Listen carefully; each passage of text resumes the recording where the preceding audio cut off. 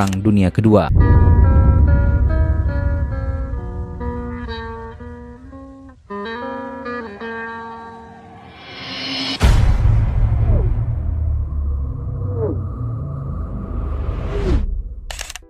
Sebelum kita membahas kebencian Hitler secara khusus, penting untuk memahami bahwa sentimen antisemitisme sudah ada jauh sebelum masa kepemimpinannya. Sejak abad pertengahan, banyak komunitas Yahudi di Eropa mengalami diskriminasi dan pengusiran. Mereka seringkali dijadikan kambing hitam atas berbagai krisis, seperti penyakit dan kesulitan ekonomi. Pada abad ke-19 dan awal abad ke-20, banyak teori konspirasi berkembang yang menuduh bahwa Yahudi mengendalikan ekonomi dunia dan politik secara diam-diam.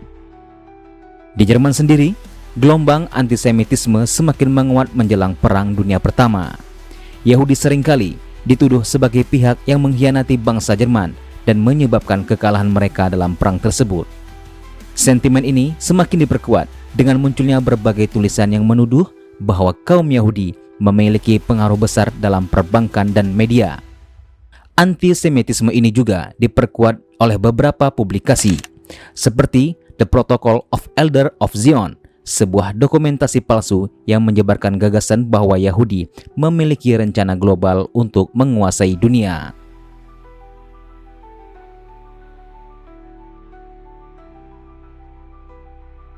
Salah satu teori yang sering dikemukakan adalah bahwa kebencian Hitler terhadap Yahudi bermula dari pengalaman pribadinya di Wina, Austria.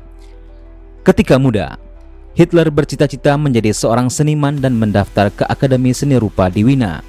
Tetapi ia gagal 2 kali dalam ujian masuk tersebut.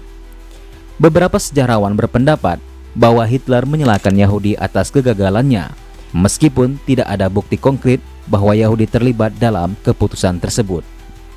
Selain itu, saat tinggal di Wina, Hitler hidup dalam kondisi miskin dan seringkali melihat bahwa banyak orang Yahudi terlibat dalam bisnis dan perbankan. Ini pun yang membuatnya semakin percaya pada teori konspirasi bahwa Yahudi mengendalikan ekonomi dan tidak berpihak pada orang-orang Jerman asli. Pengalaman ini diperburuk dengan lingkungan di Wina saat itu, di mana ideologi nasionalisme ekstrim berkembang pesat yang semakin memperdalam prasangka Hitler terhadap kaum Yahudi.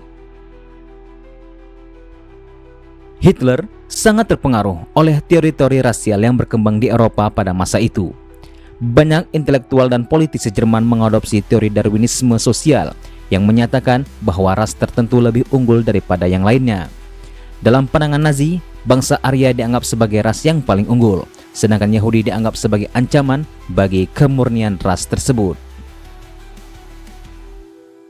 Dalam bukunya Mein Kampf, Hitler menulis bahwa Yahudi adalah perusak bangsa dan penyebab utama kemunduran Jerman. Ia menuduh bahwa Yahudi menggunakan kapitalisme dan komunisme untuk menghancurkan dunia, dan oleh karena itu, ia merasa perlu untuk menghilangkan pengaruh mereka dari masyarakat Jerman. Hitler juga berusaha membangun negara yang berdasarkan pada prinsip kemurnian ras dengan menerapkan kebijakan yang membatasi pernikahan antara Yahudi dan non-Yahudi.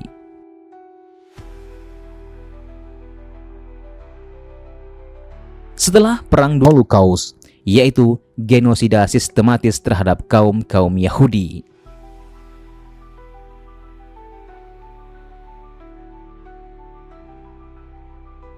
Nazi mulai mengumpulkan orang Yahudi ke dalam ghetto, wilayah tertutup yang dikontrol ketat.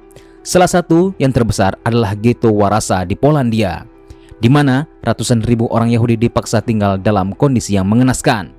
Bayangkan, dalam satu rumah kecil bisa dihuni oleh belasan orang, makanan sangat terbatas, penyakit merajalela, dan banyak yang mati karena kelaparan. Pada titik ini, orang Yahudi benar-benar terisolasi dari dunia luar. Setelah beberapa tahun dikurung di ghetto, Nazi mulai melakukan deportasi massal ke kamp konsentrasi dan kamp pemusnahan. Mereka diangkut menggunakan gerbang kereta dalam kondisi yang sangat mengenaskan, tanpa makanan, air, atau tempat duduk yang layak.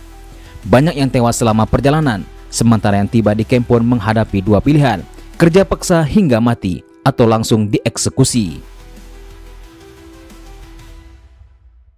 Sejak tahun 1941, Nazi melakukan solusi akhir, yaitu pemusnahan total orang-orang Yahudi. mereka dibunuh dengan cara ditembak, disiksa, atau dieksekusi dalam kamar gas beracun. Hasilnya, sekitar 6 juta orang Yahudi tewas dalam Holocaust, tragedi yang menunjukkan bagaimana kebencian yang sistematis dapat menghancurkan begitu banyak nyawa.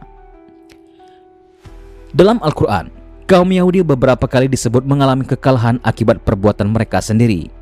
Salah satu kisah yang disebutkan dalam surah Al-Isra ayat 4-7, yaitu tentang Bani Israel yang mengalami 2 kali kehancuran karena menyimpang dari ajaran Allah dan melakukan kezaliman. Dalam ayat tersebut Allah memperingatkan bahwa jika mereka kembali berbuat kerusakan, maka mereka akan kembali mengalami kehancuran. Dan kami tetapkan terhadap Bani Israel dalam kitab itu, kamu pasti akan berbuat kerusakan di bumi ini 2 kali, dan pasti kamu akan menyombongkan diri dengan kesombongan yang sebesar.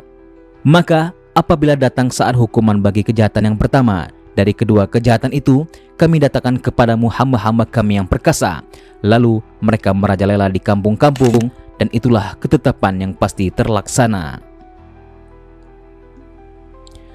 Sejarah mencatat bahwa bangsa Yahudi telah mengalami banyak pengusiran dan kekalahan, mulai dari kehancuran Baitul Maqdis oleh Nebukadnezar hingga terusirnya mereka dari berbagai wilayah di Eropa.